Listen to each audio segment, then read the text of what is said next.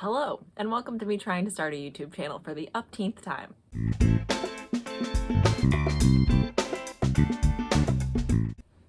Legitimately, I have tried to do this 4 times now, and that includes like times that I've actually uploaded videos. That does not include all the times that I filmed videos and started editing them and then didn't upload them. I have decided that if I'm gonna do this, I might as well just talk about things that I already know about and not put super much effort into them. I was going to do this like a PowerPoint night. That's not gonna happen because guess what? I cannot find the motivation to make a PowerPoint unless it is actually for a PowerPoint night. Like, yeah, I could make a PowerPoint and like stick it right here.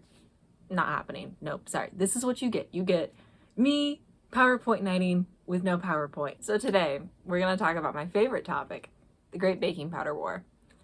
And like, legitimately, this is a thing. Like, the Great Baking Powder War is a thing.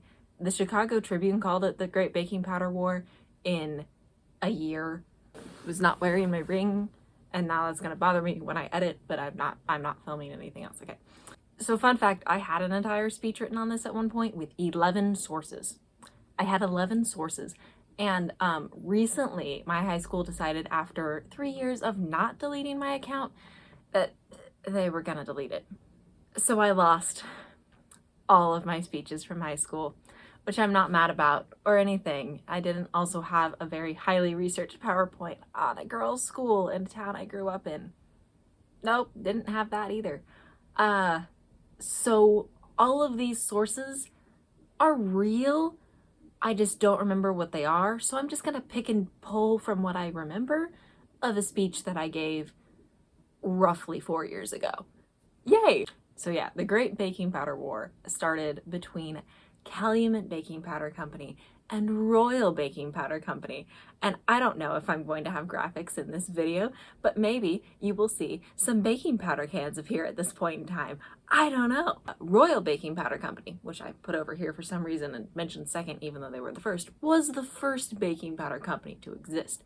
They made their baking powder with cream of tartar, which is an incredibly like expensive product to get, especially in the like mid-late 1800s when this is starting to transpire, because it's a product left over from winemaking. And so it like had to be imported to the United States because do you think that the United States is sophisticated enough to make wine in like the mid 1800s?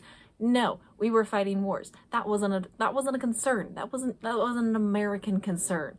So we had to import all of that cream of tartar over to make this baking powder that kind of sort of worked and maybe made cakes rise some of the time. I would like to point out that the alternative at this time was yeast, but you couldn't like go and buy like a little jar of Feldman's active dry yeast. Like it was a sourdough starter type yeast. And it was incredibly hard to make if you didn't already have like the starter.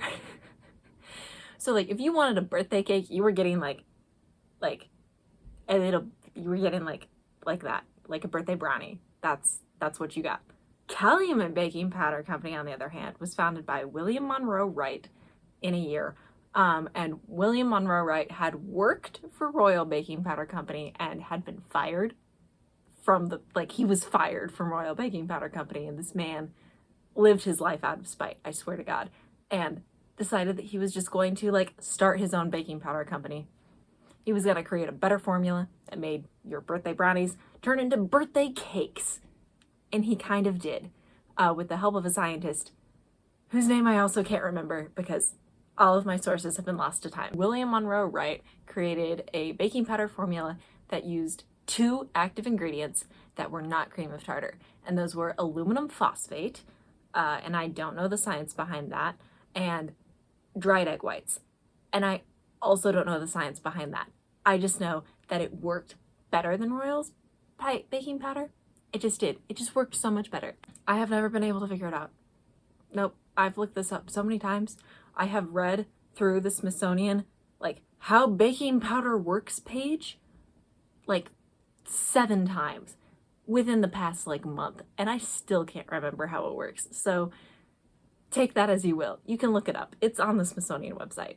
But so, like, William Monroe Wright over here, like, creates this new baking powder, and it works better than Royals, because Royals, as we know, you either got cakes or you got brownies, and it was like very fickle and you never knew what you were gonna get. With Calumet, you pretty much got cakes a good majority of the time, like more of the time than if you were using Royal Baking Powder Company. So like, and these were both Chicago-based companies, by the way. I don't know if I've said that, but that like adds to this whole thing, because like it wasn't like this one was based in New York and this one was based down in Georgia. No, these were both in Chicago. they were neighbors. I don't know how close they actually were in Chicago, but like they were neighbors. Calumet Baking Powder Company was much better. It did everything better. And then like the American public started taking note of that, because one, it was cheaper. Again, not importing goods from Europe. And two, it worked better. So they were like, maybe we should like, come on, just bring it over. Yeah, we'll use it. We got it. We'll take it. And Royal Baking Powder Company, which had been on top for many years, was like, so that kid we fired, yeah, he stole our thunder. Yeah. How about we just spread false information? Because that's what happened. So Royal Baking Powder Company decided to start this campaign, and it was mostly run in newspapers. And by the way, now at the timeline, we're like very late 1800s, and we're getting into like the early 1900s. And I will have some newspaper clippings, and I believe I'll put the date of the newspaper and the newspaper that I found them from, but I believe it was 1907. Don't quote me on that. The newspaper clippings will be around. But anyways, so Royal Baking Powder Company decided to start, they like looked at aluminum phosphate and they were like, we can't find anything in it that says that it's toxic, but we're going to tell the American public that it's toxic because we want our thunder back. So they did, and the American public like kind of believed it. They're like, a new chemical, different than what we've used in the past. That makes sense. It probably is toxic, because like, does the FDA exist at this point? I don't know. Does anybody know? Certainly the American public probably didn't know. They got all their information by newspaper. Come on, people. So Royal Baking Powder Company decided that they were going to start this misinformation campaign, and William Monroe Wright is sitting over here like, really? They did what now? I don't know if they had telephones at this point. They did what now? Well, we're just gonna offer a $1,000 reward to anybody who can find any problems with it. And they did. And as far as I know, that award was never given out. But they also were like, just like putting our ads in the same newspaper as the Royal ads, not really gonna work. Like, people are still gonna have their reservations unless we publish some studies. And they did. And yes, I own this book. This is The Truth About Baking Powder. It says that it's from the Federal Trade Commission in Washington, D.C. On the front, this was originally from the Eureka College Library in Eureka, Illinois. So thank you, Eureka, Illinois, for getting rid of this book and putting it on Amazon. I greatly appreciate it. So we're just going to read this first part here. This book, The Truth About Baking Powder, fills the omission of facts made by the Royal Baking Powder Company in its pamphlet, apparently they made a pamphlet, entitled Alum and Baking Powder. The Royal Book purports to represent the facts and evidence in the case of the Federal Trade Commission versus Royal Baking Powder Company, docket 540, wherein the Royal Baking Powder Company is charged with making false, misleading, and disparaging statements respecting the wholesomeness of baking powder manufactured by its competitors. And then it goes into a whole thing about the trial, and then it says, those who read Alum and Baking Powder should, in fairness to themselves, also read The Truth About Baking Powder.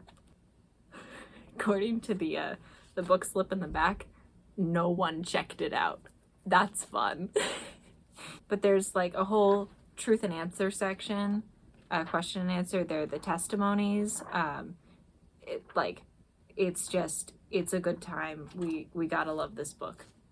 And we do love this book. So yeah, Calumet Baking Powder Company published this book to explain that Royal was full of shit and that they had federally been charged with being full of shit.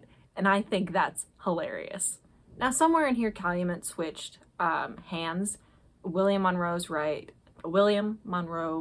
Wright's son, Warren, took over the company at some point, I think, early 1900s. I think about the time, like a little bit after this book was published, I believe. Don't quote me on that. Wright was like, we're gonna get this done. We're gonna, pump out more. We're just gonna make sure that everybody knows that our product is the best.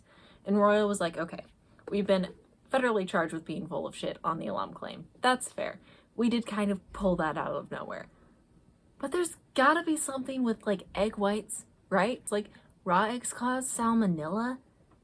So like dried egg whites probably also cause some form of illness. And they were like, well, we're just gonna do it. We're just gonna full send it. We're gonna do the same thing we did with alum, but with egg whites. And they did. Another campaign completely, and the American public was like, that makes sense. That makes sense. At this point, they'd been using Calumet for so long, and Royal was still like losing so much money. But the American public was like, yeah, this thing that we've been using since like the late 1800s, it's better than the other guy. I guess it makes sense that it could make some of us sick. I mean, some of us do get sick after we have a party and cake, and that probably has nothing to do with the general hazards of having a party and living in the early 1900s. So Royal starts another misinformation campaign, which is hilarious because like you didn't learn the first time. This time they had like scientists like say that egg whites were bad, don't use them. So you know what Calumet did? Another book. This is a reprint. It's not the original. Thank you whoever reprinted it on Amazon. Okay, this book was microfilmed in the July 24th of 1995. Gotta love microfilm. But this book is entitled, and I quote directly from the title page. Why White of Eggs? A truthful sketch of the inception and efficiency of the use of white of eggs in baking powder, of the recent attempts to restrict its use by false interpretation of the food laws, and a word is to the future. That is a long-ass title. That should be the title of this video. This book goes hard, let me tell you. If you thought this book was like, damn, they really put out a book about that, this book, oh, this was also from the New York Public Library. Thank you, New York Public Library, for microfilming this book and putting it on Amazon for me to read. The contents of this book. Oh my God. So there's a foreword.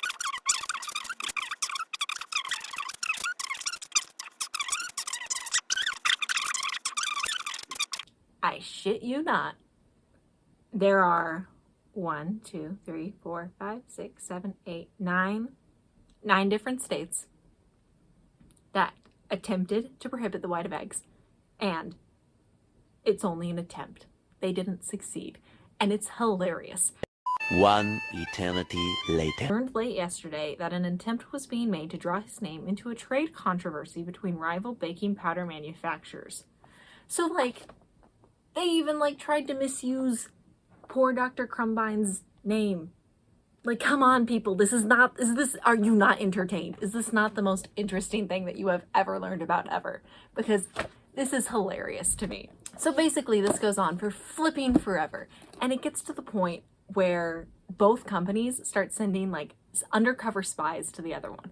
Like, Calumet will send a spy over to Royal to see, like, what their marketing tactics are.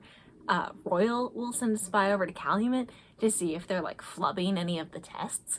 I mean, it was insane, and the federal government got involved many times because, like, it was definitely illegal. So, like, again, this war has been fought between these two baking powder companies for, like, forever.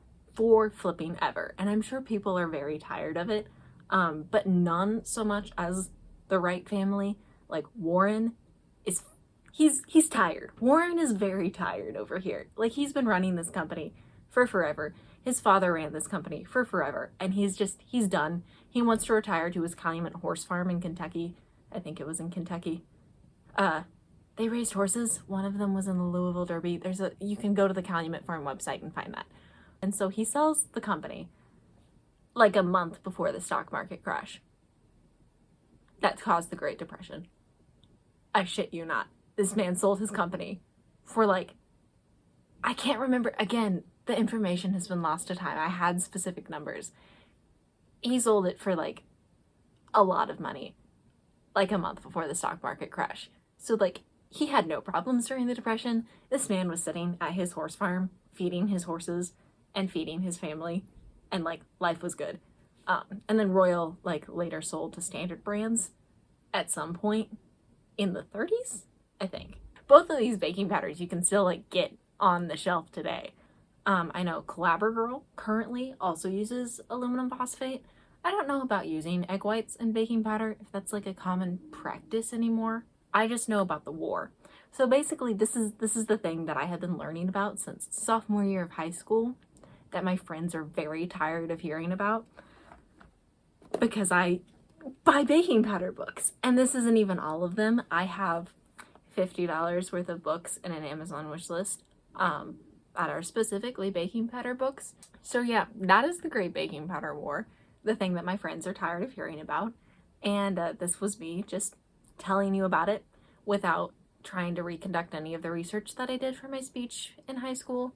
Because again, all of that has been lost to time, and it just took all the motivation out of finding things for it again.